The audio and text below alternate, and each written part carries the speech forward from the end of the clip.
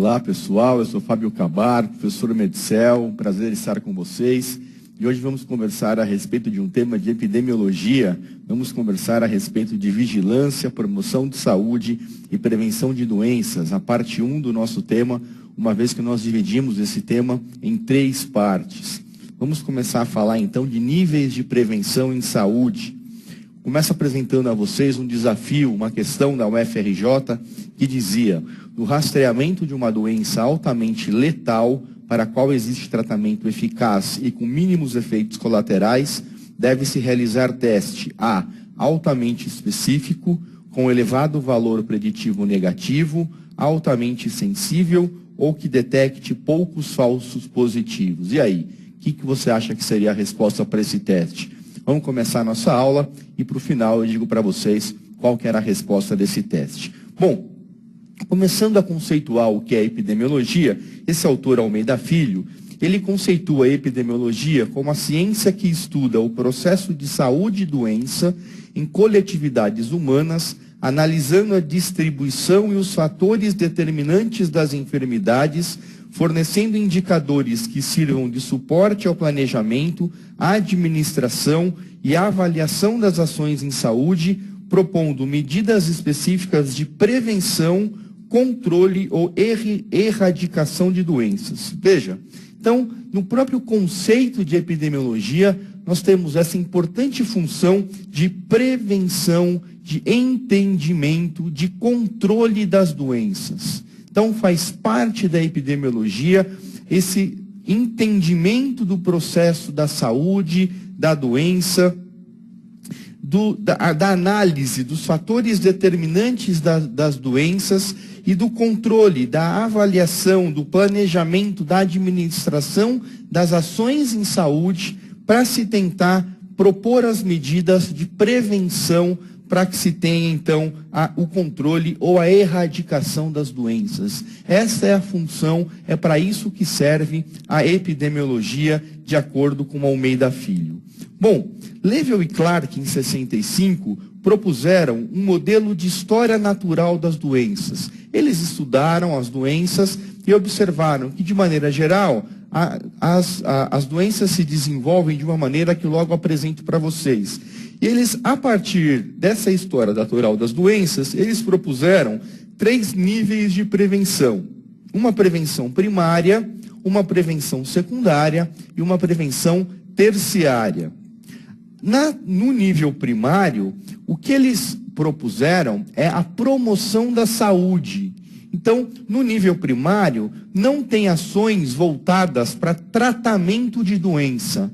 Na atenção primária, no nível primário de atenção, o que se faz é aumentar a saúde, aumentar o bem-estar geral. Quando eu falo em nível primário de atenção, eu nunca vou falar em tratar doença. Eu sempre vou falar em aumentar saúde, em aumentar bem-estar. Os indivíduos no nível primário ainda estão saudáveis. Eu ainda não tenho doença. A partir do momento que eu tiver doença, eu estarei falando de nível secundário e terciário. Isso baseado nesse modelo natural da doença que foi proposto por Level e Clark em 65, tá bom? Então, vejam bem como é que é esse nível, como é que são esses níveis de prevenção. Então, antes da doença, antes de começar a doença, olha no meu diapositivo aqui, ó. Nós temos um período pré-patogênico, um período que vem antes da doença. Nesse período pré-patogênico, nós vamos ter a oportunidade de fazer a promoção à saúde e a proteção específica. Tudo voltado para você ter, então, a prevenção primária e evitar a ocorrência da doença. Tá? Então, isso é antes da doença.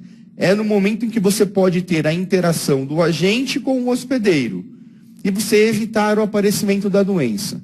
Isso é nível primário. A partir do momento que houve a interação do agente e do hospedeiro, que começou a haver a doença, que houve a infecção, por exemplo, ou que houve o desenvolvimento de uma doença não infecciosa, mas que o indivíduo se tornou doente, você vai ter um desenvolvimento da doença. esse desenvolvimento ele vai ter um período de latência. Após um período de latência inicial, ele vai ter uma mudança nos tecidos. Então, os tecidos começam a sofrer modificações causadas por essa doença. Pode ser uma doença infecciosa. A doença infecciosa ela é interessante de se estudar, porque fica claro o mecanismo de interação agente-hospedeiro, né? Então, o modelo infeccioso é interessante de estudar, mas serve também para doença não infecciosa, né? Então, imagine que você tem a infecção, tem um período de latência, daí você tem, por conta da infecção, por conta da doença não infecciosa, a mudança no tecido. A partir daí, você tem o aparecimento dos sinais e sintomas que são decorrentes destas mudanças nos tecidos. Tá? Se você não age, se você não tem uma conduta no sentido de corrigir aquela infecção, de corrigir aquela doença, você tem um dano, você tem um defeito ou um dano, tá certo? E esse defeito ou dano, na medida da sua extensão, pode levar ao óbito ou pode levar a um estado crônico. Tá? Então, isso depende da interação que leva a um estímulo no hospedeiro e a reação do hospedeiro, que pode levar ao óbito ou ao estado crônico. Tá? Esse desenvolvimento que vai do período de latência para a mudança do tecido, para o aparecimento dos sinais e sintomas, aparecimento do dano e aí o óbito ou o estado crônico, se nada for feito no sentido de corrigir esse defeito ou esse dano, não é? É o que nós chamamos de período patogênico. E o que pode ser feito no sentido de prevenção? Então, nas fases iniciais, nas fases de latência, de mudança tissular, no começo dos sinais e sintomas, o que pode se fazer é o diagnóstico precoce e o tratamento imediato. Para que você tente limitar estes sinais e sintomas e limitar o defeito, limitar o dano. Quanto antes você trata, menor será o dano. Então, isso é a prevenção secundária. Tá certo? Se você deixa passar esse momento de tratamento precoce e você começa a agir quando já estão presentes os sinais e os sintomas, o que você tenta fazer é limitar este dano na medida da possibilidade. Quanto mais tardio o seu tratamento, maior a possibilidade de dano. E se você deixa passar o momento adequado de tratamento, esse dano já está estabelecido, o que você muitas vezes é obrigado a fazer é a prevenção em nível terciário, que é a reabilitação. Se o indivíduo, claro, não evolui para a morte, o que você vai fazer é a reabilitação. A reabilitação é a prevenção terciária. Tá? Então, esse é o modelo, né? Isso é muito importante, isso cai muito em prova. Então, muita atenção a esse quadro, né, que mostra desde a prevenção primária. Eu quero que você entenda que a prevenção primária é um período pré-patogênico, é um período que vem antes da doença. Nós vamos falar isso aqui várias vezes ao longo da nossa aula. Tá? E o que você tem a partir da infecção ou da doença não infecciosa, no início da doença, as possibilidades de prevenção secundária e terciária. Tá? Bom, então, é isso daí, olha, as medidas preventivas, que são ações e estratégias adotadas para evitar o aparecimento das doenças esporádicas, tá? Endêmicas, epidêmicas. Isso é prevenção primária, tá? E aí, você pode ter também medidas para evitar as consequências das doenças, que é o estágio seguinte da história natural das doenças. Aí não é mais nível primário. Tá? Porque, na verdade, as consequências das doenças é o limite e o dano. Né? É o defeito ou o dano. Tá? E aí, na verdade, você já tem a doença, não é mais nível primário. Então, veja, prevenção primária, você tem a promoção da saúde e a proteção específica. Vamos falar daqui a pouco o que é essa proteção específica. Tá? Você tem na prevenção secundária o diagnóstico e o tratamento precoce e a limitação da invalidez. Quando você faz um tratamento um pouco mais tardio, o que você faz é tentar evitar, limitar este dano. Então é a limitação da invalidez. E quando você tem um dano já estabelecido, você tem a prevenção terciária, que é a reabilitação, tá? Então, a prevenção primária, a promoção de saúde, prevenção de doenças, pode ser feita por meio de uma proteção específica, e você pode ter medidas inespecíficas e específicas de proteção à saúde. Então, o que são medidas inespecíficas? São medidas gerais, né? Então, tem um caráter mais amplo, não visam a proteção do indivíduo ou das coletividades contra alguma doença em especial, mas contra generalidades, tá? Então, quando você faz um programa de bem-estar geral, né, você não visa uma doença em separado, em especial. Você faz um programa de bem-estar geral de coletividade. Então, são ações de promoção de saúde, ações gerais de promoção de saúde. Por isso que são medidas inespecíficas. Tá? Não são programas, por exemplo, contra o diabetes.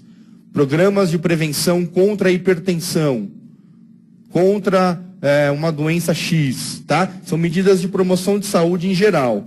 E medidas específicas, é o que eu estava dizendo, são voltadas a algum problema de saúde em particular, tá? Então, medidas específicas e as inespecíficas.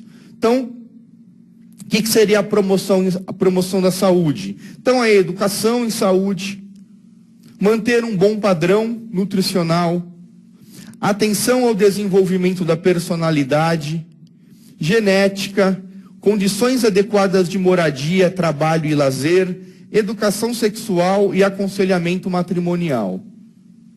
Tá? Então, isso são, na verdade, medidas de promoção da saúde. De proteção específica, então, imunizações específicas, higiene pessoal, proteção contra riscos ocupacionais, uso de alimentos específicos.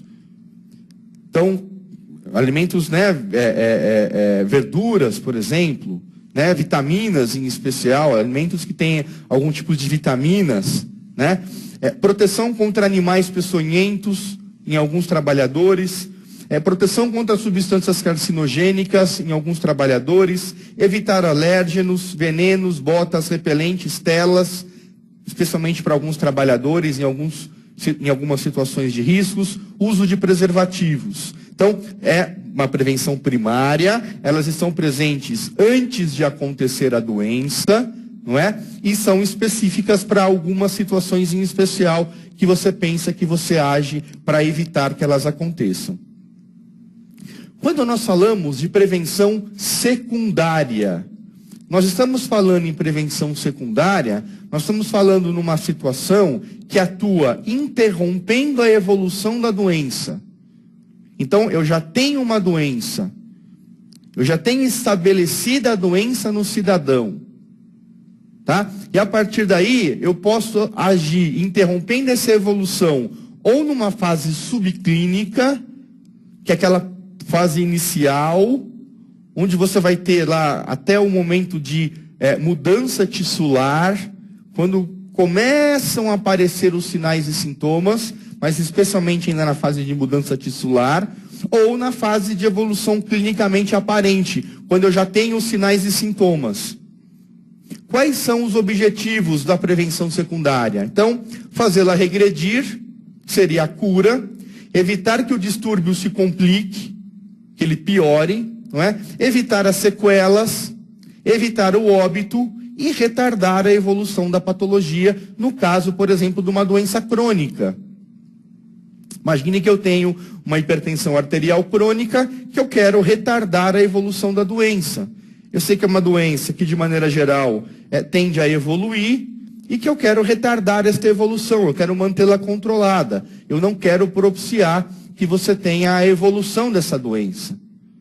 Tá? Então, tudo isso é prevenção secundária, é o indivíduo que já está doente, tá bom? Então, ainda em prevenção secundária, diagnóstico e tratamento precoce.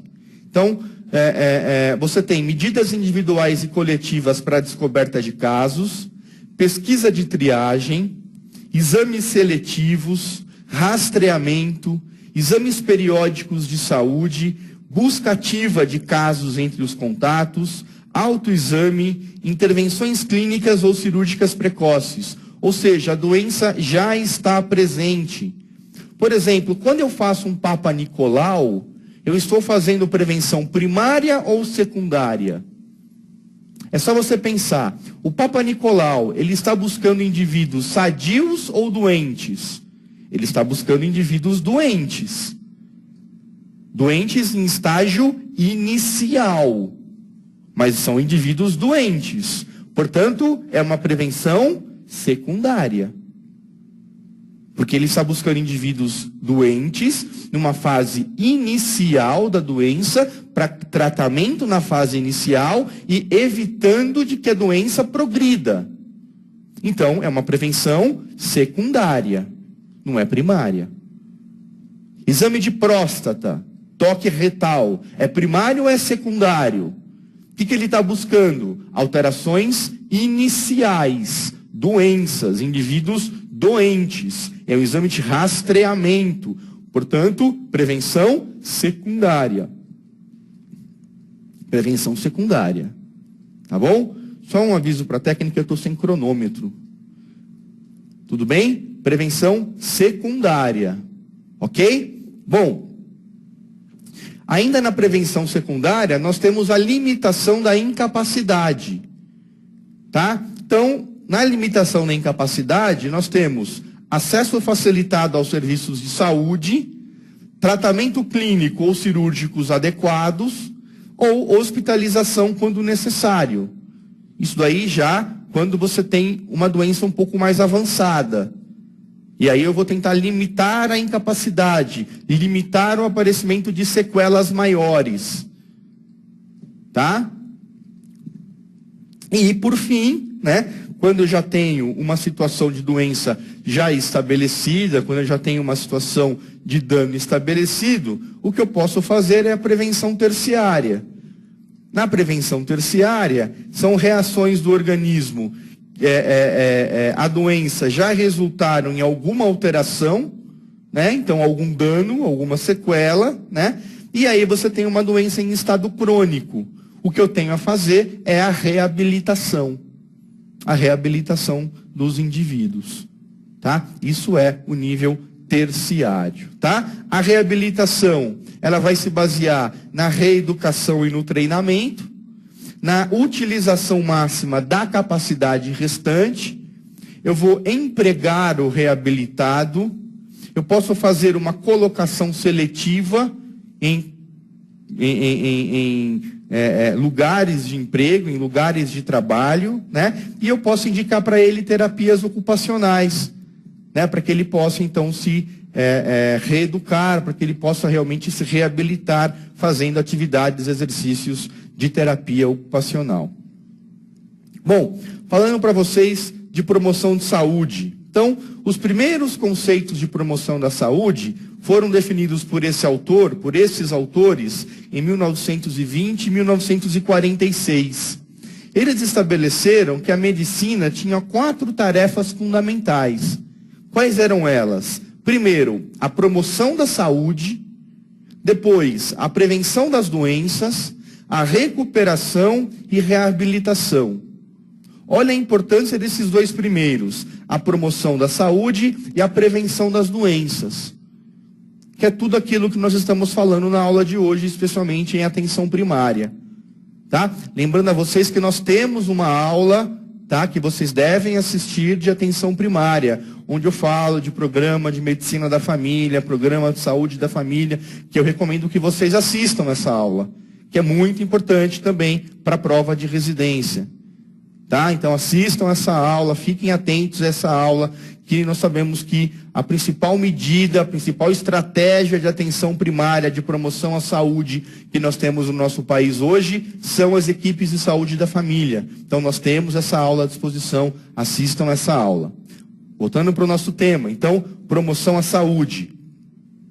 Esse movimento de promoção à saúde surgiu no Canadá, em 1974.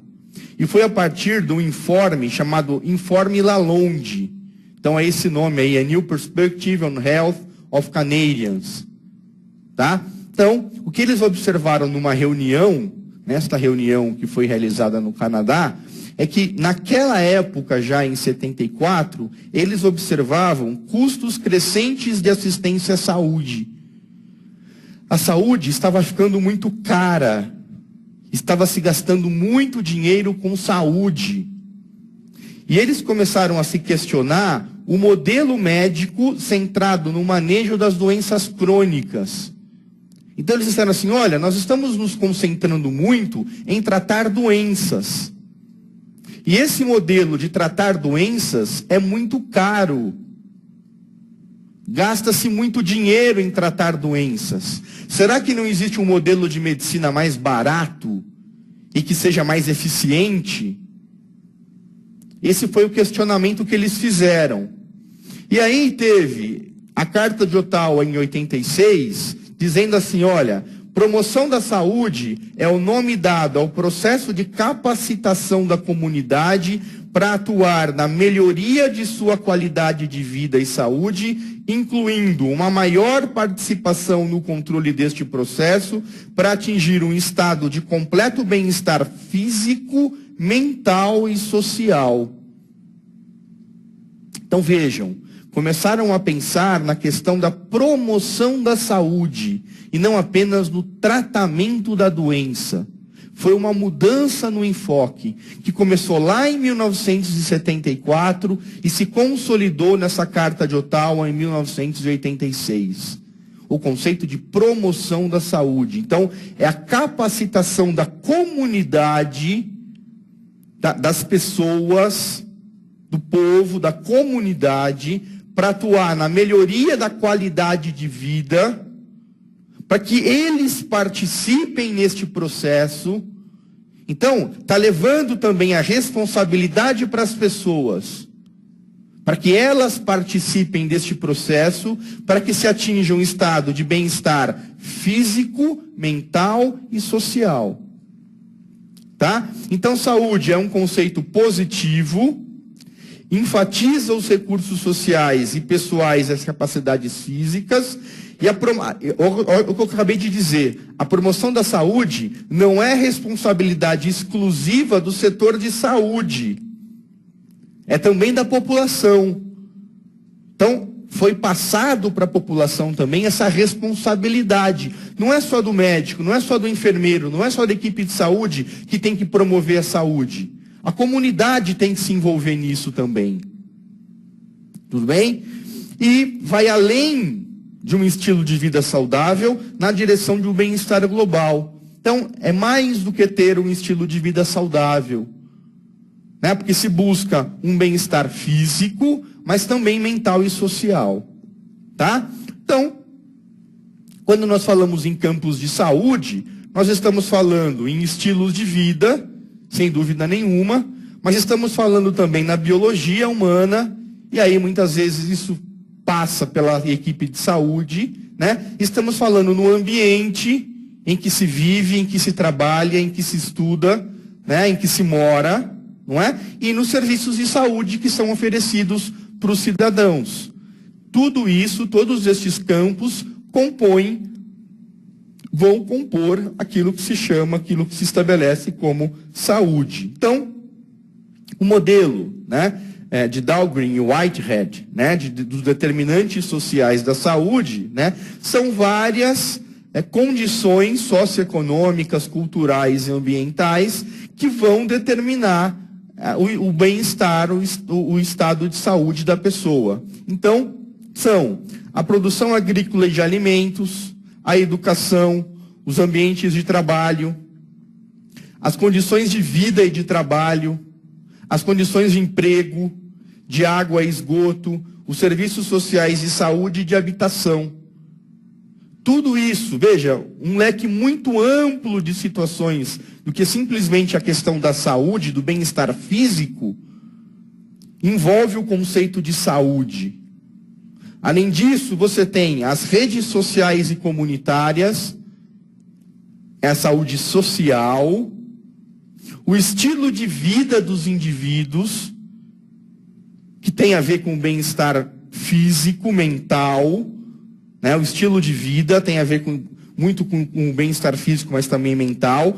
E aí, de uma maneira mais restrita e menos mutável, que você interage menos, que você mexe menos, você tem a idade, o gênero e os fatores hereditários. Né? Você não tem como mexer na idade da pessoa, no gênero da pessoa e nos fatores hereditários. Esses fatores biológicos são os menos mutáveis, ou talvez podemos dizer os imutáveis. Eu não consigo mudar a idade da pessoa. Né? O gênero a gente até consegue mudar. Né? Hoje em dia é muito discutível essa questão de gênero, enfim, não vou entrar aqui em polêmica. Né? Os fatores hereditários também não tem como mudar, você os carrega desde o nascimento e você não tem como mudar os fatores hereditários. Tudo bem? Então, este é o modelo, né, que fala a respeito dos determinantes sociais da saúde. Bom, ainda falando da promoção de saúde, então tem que haver essa capacitação da comunidade para atuar na melhoria da sua qualidade de vida e saúde, incluindo uma maior participação no controle deste processo.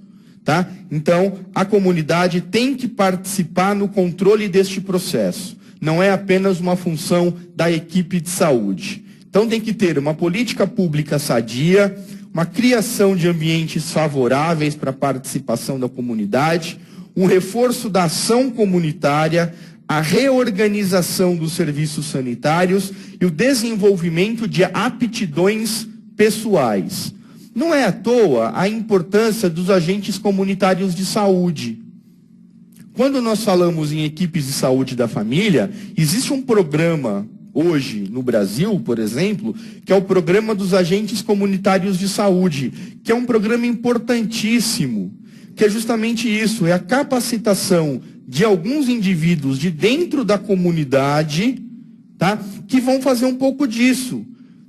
Eles vão criar um ambiente favorável, porque esses agentes comunitários, eles fazem um link, uma ligação entre a equipe de saúde e a comunidade, eles reforçam a ação comunitária junto às pessoas que moram numa determinada região, ele desenvolve nessas pessoas aptidões pessoais, tá? Então, isso faz parte da capacitação. Campos de ação no Brasil. Então, divulgação e implementação da Política Nacional de Promoção da Saúde, alimentação saudável, prática corporal e atividade física, prevenção e controle do tabagismo, redução da morbimortalidade em decorrência do uso abusivo de álcool e outras drogas, redução da morbimortalidade por acidente de trânsito, prevenção da violência e estímulo à cultura de paz e promoção do desenvolvimento sustentável. Estes são os principais campos de ação no Brasil quando se fala em promoção de saúde. Tá? Estes são os campos mais importantes no Brasil, hoje em dia, de promoção de saúde, de programas governamentais no sentido de promoção de saúde. Tá? Então, quais são as estratégias para que nós consigamos esse tipo de ação? Então, nós temos estratégias de alto risco ou estratégias populacionais. Nas estratégias de alto risco, eu vou abordar o grupo de indivíduos susceptíveis, grupos específicos de indivíduos. Tá? Eu vou pegar, por exemplo, numa campanha de indivíduos de usuários de drogas, e eu vou fazer uma campanha, uma estratégia de alto risco, fornecendo a eles seringas e agulhas descartáveis, para evitar a disseminação do HIV. Eu estou fazendo uma estratégia, uma campanha, que eu estou abordando especificamente um grupo de indivíduos susceptível. Tá? Ou eu posso fazer uma estratégia populacional, que eu vou abordar toda a população. Eu vou distribuir preservativo para todo mundo no carnaval. É para um grupo específico? Não, é para todo mundo. É uma estratégia populacional. Tudo bem? Bom, a redução de dano. Redução de dano, uma política social que tem como objetivo prioritário minimizar os efeitos negativos decorrentes do uso de drogas. Oferecer a possibilidade do usuário refletir sobre o que é melhor para a sua saúde, fazer escolhas de acordo com o seu julgamento. Isso tem a ver com AIDS, com tabaco e com álcool. Então, a política de redução de danos, quando nós estamos falando dessa política social que é para minimizar os efeitos do uso dessas drogas. Vulnerabilidade é a susceptibilidade de indivíduos ou grupos a um determinado agravo de saúde. Então, os comportamentos que criam a oportunidade de infectar-se ou de adoecer.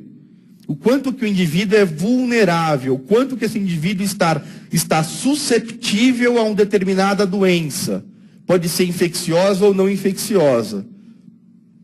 Tá? O grau de consciência que esses indivíduos têm dos possíveis danos decorrentes de tais comportamentos. Comportamentos chamados de risco. Comportamentos que os deixam vulneráveis. Tá? E políticas públicas são ações institucionais voltadas para um determinado problema de saúde.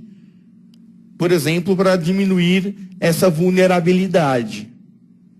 Ok? Fatores de risco e aconselhamento.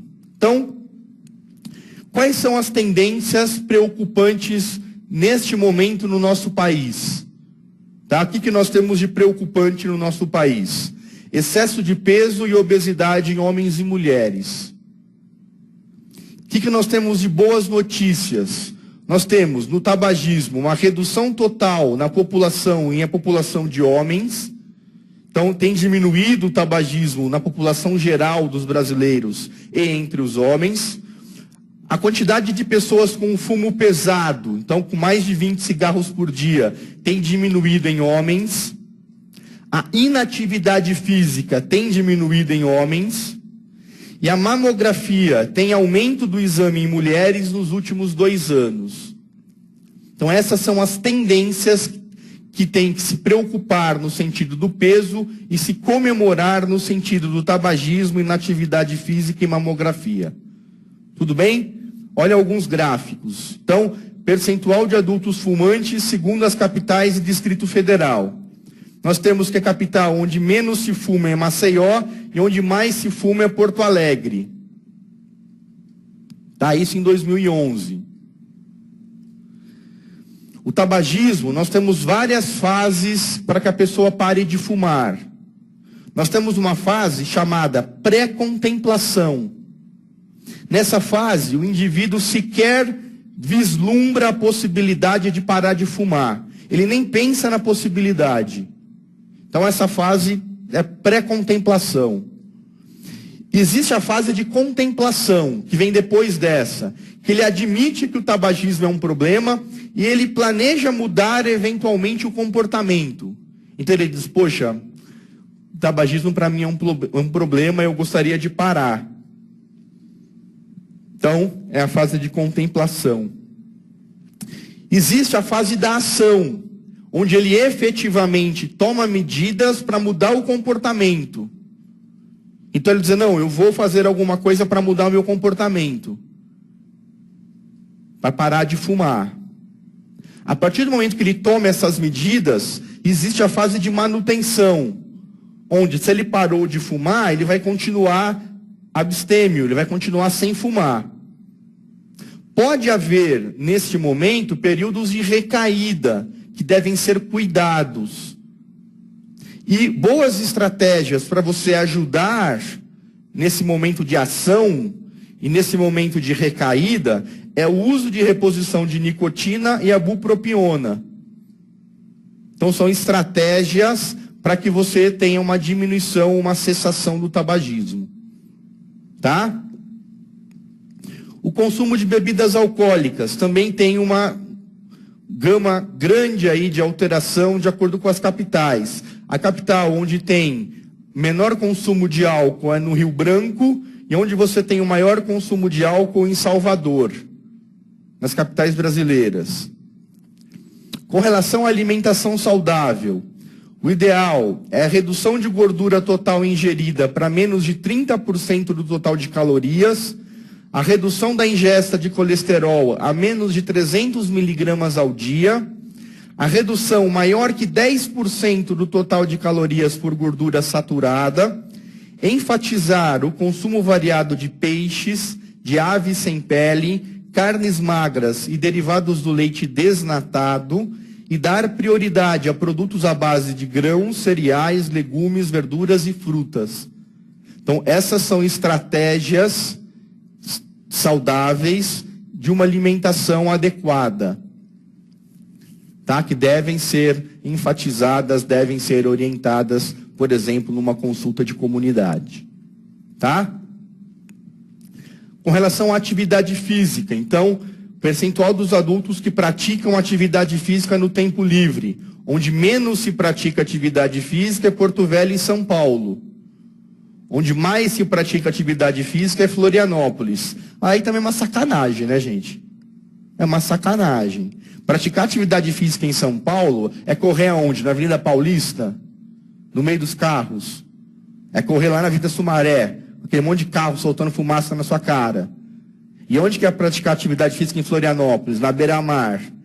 Aquele cenário horroroso na sua frente. Aquele mar de um lado, aquela montanha, aquele pôr do sol maravilhoso. É sacanagem comparar isso, né? Mas tudo bem. Vamos deixar para lá. Atividade física. Qualquer aumento da atividade física pode ser benéfico. Tá? Então, mesmo que seja subir a escada, ao invés de usar o elevador, descer um ponto de ônibus antes do seu ponto de parada e ir caminhando até o seu trabalho a distância de um ponto de ônibus. Deixar o carro em casa e ir caminhando se você morar, sei lá, 15, 20 minutos do seu trabalho. Tá? Então, qualquer atividade física, por menor que ela seja, já pode ser benéfica. Tá? A prática de exercícios físicos regulares aeróbicos, então caminhar rápido, correr, pedalar, nadar, com duração de 30 a 40 minutos por sessão, na maioria dos dias da semana, seria realmente o ideal. Seria o melhor a se fazer. Tá? E o que se recomenda é que se atinja entre 70% e 80% da frequência cardíaca máxima esperada para a idade, que é calculada pela fórmula 220 menos a idade. Tudo bem? Outras práticas que devem ser incentivadas: a higiene bucal, a prática sexual segura, evitar exposição a raios ultravioletas, exames complementares, colesterol, triglicemia, sangue oculto e densitometria, risco cardiovascular, medida de pressão arterial, eletrocardiograma, raio-x de tórax, espirometria ocupacional e pacientes tabagistas, audiometria tonal para pacientes com risco ocupacional e idosos, para pacientes com quimioterapia. No caso de terapia de reposição hormonal, não é recomendado para todo mundo, e AS para pacientes com risco cardiovascular. Tudo bem? Então, com relação à prevenção de câncer, o percentual das mulheres que realizaram mamografia nos últimos 2 anos. No Rio Branco, 50% das mulheres, em Vitória, 86% das mulheres. Também variando bastante entre as diversas capitais brasileiras. Com relação à citologia oncótica para câncer de colo de útero, 68% em Maceió, 90% em Curitiba e São Paulo. Já que falamos de rastreamento e estudos diagnósticos, vamos falar aqui de uma questão. Então, são requisitos para estabelecer um programa de rastreamento para uma determinada doença, exceto: o prognóstico da doença deve ser melhor se esta for diagnosticada mais precocemente. B. O teste para rastreamento deve ter alta sensibilidade. C. A doença deve ter alta prevalência na população sobre estudo. D. O governo local deve financiar o programa. E E. A doença deve ser grave. Qual que é a exceção que nós não devemos ter ou que não é um requisito para estabelecer um programa de rastreamento? Vamos ver? Então, o rastreamento é a aplicação de um teste em pessoas assintomáticas com objetivos de classificá-las contra a probabilidade de terem uma determinada doença. Critérios para que uma doença seja alvo de rastreamento. Então, geralmente são feitos para detectar doenças que apresentam uma evolução progressiva para estágios mais graves, a menos que tratadas. Então, doenças que, se você não diagnosticar, vai evoluir para uma doença mais grave. Tá? Então, são critérios: a gravidade, o tratamento na fase assintomática reduz a morbimortalidade, a prevalência na fase pré-clínica deve ser alta, o custo, a facilidade da realização do teste. Esse teste deve causar pouco desconforto e deve ter repetibilidade, além da sensibilidade e da especificidade, que também devem ser altas. Tá? Então, respondendo à nossa questão, a partir das informações que eu dei a vocês, são requisitos para estabelecer um programa de rastreamento para uma determinada doença, exceto o prognóstico da doença deve ser melhor se for diagnosticada precocemente. Sim, é um pré-requisito. O teste para rastreamento deve ter alta sensibilidade. Também, verdade. A doença deve ter alta prevalência na população sob estudo. Também. O governo local deve financiar o programa. Falei alguma coisa sobre quem deve financiar o programa? É obrigatório que o governo local financie? Não. Então, essa é a resposta que deve ser assinalada. E a doença deve ser grave? Sim, deve ser uma doença de gravidade. Portanto, a alternativa correta era a alternativa D. Tá bom? Para terminarmos essa primeira parte da nossa aula, vamos falar um pouquinho de estudos epidemiológicos. Então, os testes diagnósticos, temos que falar de alguns conceitos. A acurácia é a capacidade de uma medida ser correta na média. Temos sensibilidade e especificidade, vou falar para vocês. Padrão ouro, que é o melhor teste de acordo com a sensibilidade e a especificidade.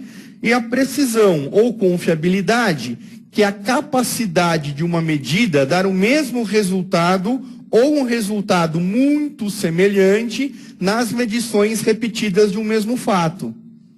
Então veja, se eu tenho um exame, um teste, uma medida, né, e eu faço esse teste várias vezes, né, a precisão, a confiabilidade desse teste é que nessas várias medidas que eu faça, ele dê sempre o mesmo resultado, ou resultado muito semelhante.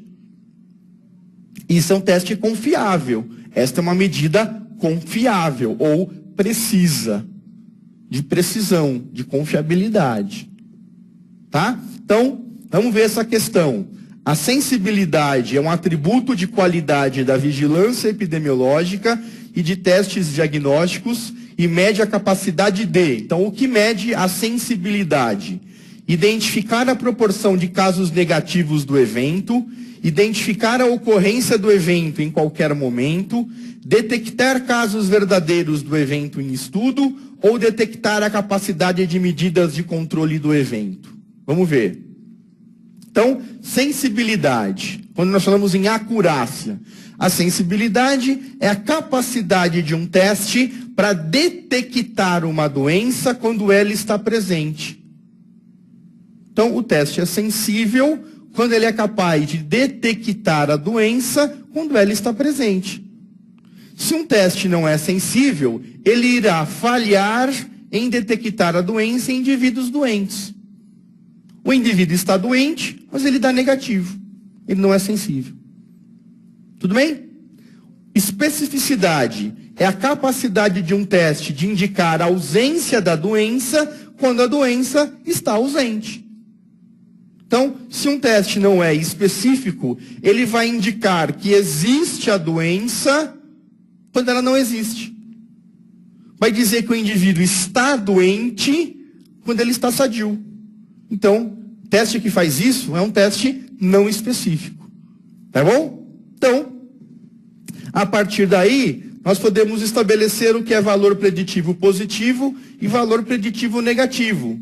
O valor preditivo positivo é a proporção de verdadeiros positivos entre aqueles que têm um teste positivo. E o valor preditivo negativo de um teste é a proporção de verdadeiros negativos entre aqueles que têm um teste negativo. Tá? E nós podemos, a partir desta relação sensibilidade e especificidade, construir uma curva ROC. Sendo que a área abaixo da curva ROC te dá uma ideia de precisão desse teste, com dados de sensibilidade e especificidade. Tá? Então veja, geralmente você vai encontrar na prova tabelas como essa, onde você tem resultado do teste e a doença, se presente ou ausente. Tá? Aí o que eu recomendo a você é que você coloca sempre letras A, B, C e D. E aí, gente, infelizmente, você vai ter que decorar as fórmulas. Tá? Porque são essas diversas fórmulas que você tem. Tá? Veja, o B é o falso positivo. Por que é o falso positivo? Veja, o falso positivo é porque o teste deu positivo, mas a doença está ausente. Por isso que ele é o falso positivo. Ele é positivo, mas ele é falso. A doença não existe. Tá? E o falso negativo é quando o teste dá negativo, mas a doença é positiva. Então o C é o falso negativo. Falso positivo, falso negativo. Tá? E aí, os outros testes? O A sobre A mais C é sensibilidade. Então, o A sobre o A mais C é a sensibilidade. O D sobre o B mais D é a especificidade. O B sobre o B mais D é a taxa de erro de falso positivo. O A sobre o A mais B é o valor preditivo positivo. O D sobre o C mais D é o valor preditivo negativo. Aí você vai ter que decorar, não tem jeito. Essa tabela você vai ter que decorar essas formulinhas para você poder fazer a prova. Tá bom? Um teste de rastreamento que é usado para excluir um diagnóstico deve ter alto grau de sensibilidade.